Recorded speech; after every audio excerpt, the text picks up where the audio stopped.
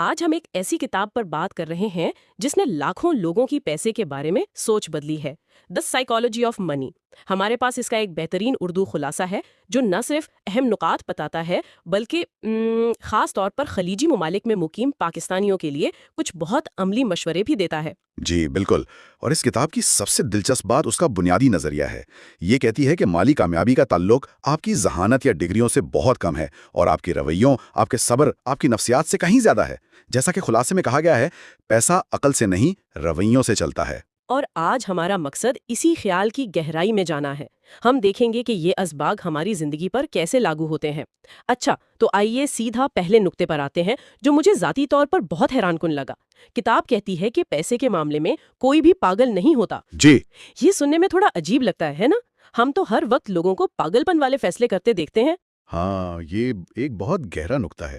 دیکھیے، کتاب کا کہنا ہے کہ ہر شخص اپنے مالی فیصلے اپنے ذاتی تجربات کی اینک سے دیکھتا ہے۔ اچھا، مثال کے طور پر، ایک شخص جس نے صرف سٹاک مارکیٹ کو اوپر جاتے ہوئے دیکھا ہو، اس کے لیے شیئرز میں پیسہ لگانا ایک قدرتی عمل ہے۔ صحیح۔ لیکن جس نے 2008 کا مالی بحران دیکھا ہو، وہ شاید سٹاک مارکیٹ کے نام سے بھی گھبرائے گا۔ تو دونوں میں سے کوئی بھی پاگل نہیں ہے؟ بالکل، دونوں اپنے اپنے ماضی کی بنیاد پر منطقی فیصلے کر رہے ہیں۔ تو اس کا مطلب ہے کہ جب ہم اپنے والدین کو کوئی ایسا فیصلہ کرتے دیکھتے ہیں جو ہمیں بالکل غلط لگتا ہے تو شاید وہ ان کے تجربے کے حساب سے بالکل ٹھیک ہو۔ جی بالکل، اور یہی اس نقطے کا عملی سبق ہے۔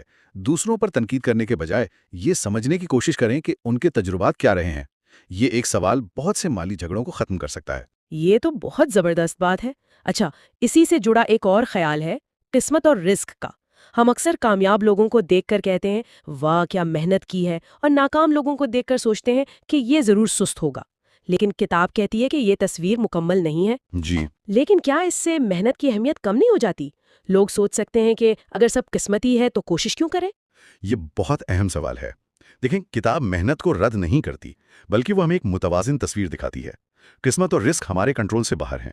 آپ کا کام ہے بہترین محنت کرنا، لیکن ساتھ ہی یہ سمجھنا کہ نتیجہ 100% آپ کے ہاتھ میں نہیں ہے۔ یہ سوچ آپ کو دو انتہاؤں سے بچاتی ہے، کامیابی پر تکبر کرنے سے اور ناکامی پر مکمل طور پر ٹوٹ جانے سے۔ ٹھیک ہے، مطلب اپنے آپ پر اور دوسروں پر تھوڑا نرم رویہ رکھنا چاہیے۔ اچھا، تو ہم نے یہ سمجھ لیا کہ ہمارے مالی فیصلے ہماری نفسیات سے جڑے ہیں، لیکن پیسہ کمانے کے بعد اسے سنبھالنا وہ ایک بالکل الگ کہانی ہے۔ جی ہاں، اور یہ وہ جگہ ہے جہاں بہت سے ذہین لوگ بھی مار کھا جاتے ہیں۔ پیسہ بنانے کے لیے آپ کو ہمت چاہیے، رسک لینے کی صلاحیت چاہیے۔ ایک جارحانہ ذہنیت ہے نا؟ بالکل، لیکن پیسہ بچا کر رکھنے یعنی امیر رہنے کے لیے آپ کو بالکل مختلف صلاحیتیں چاہیے۔ اس کے لیے آپ کو احتیاط چاہیے، عاجزی چاہیے، اور یہ سمجھنا کہ